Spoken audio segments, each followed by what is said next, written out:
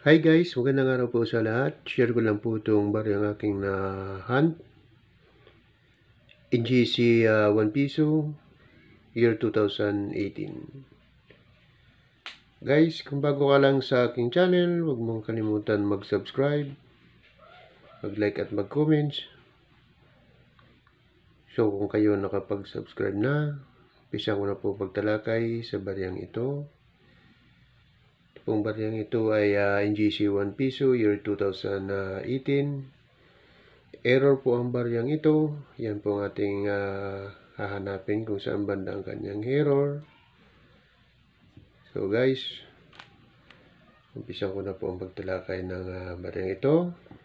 Umpisa na po natin dito sa harapan.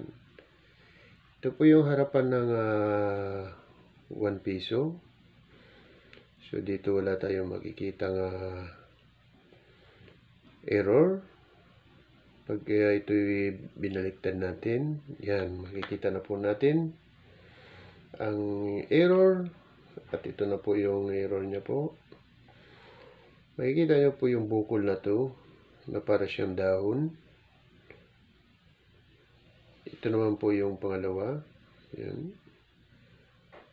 Ito yung pangatlo. Ito po yung tinatawag na die break o CAD error po. Kaya po nagkaroon siya ng CAD error dahil po sa die break. Yan po. Nakikita mo po. Ito po yung nahunt ko nung nakarang linggo. Bali po, dalawa po sila. Yan. Ito po yung isa. Meron po siya dito sa number 1. Yan. Maliit na CAD error. Yan. Meron pa sa dito sa may labi. Yan. Pag tinignan po natin yung likod niya, at dito rin po yung kanyang CAD error dahil po sa die break po. Parehas po silang dalawa. Yan. Kaya po siya nagkaganito dahil sa die break. Kaya ito po yung baryang ito, madali lang pong hanapin. Hanapin mo lang po yung year 2018 na NGC. Makakakita ka po nito.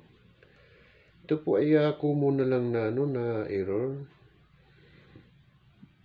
sa mga baryang NGC po.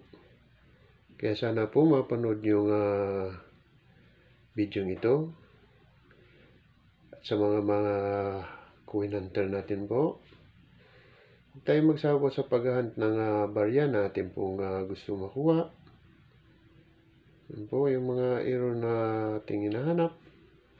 Sa ngayon po, itong ganitong error, hindi pa napapansin ng mga coin collector o coin buyer. Yan. Kaya ito po yung sinishare ko lang sa inyo. Sana po ay mapanood ninyo. At hanggang dito na lang ang video ito. Marami pong salamat sa inyong panonood.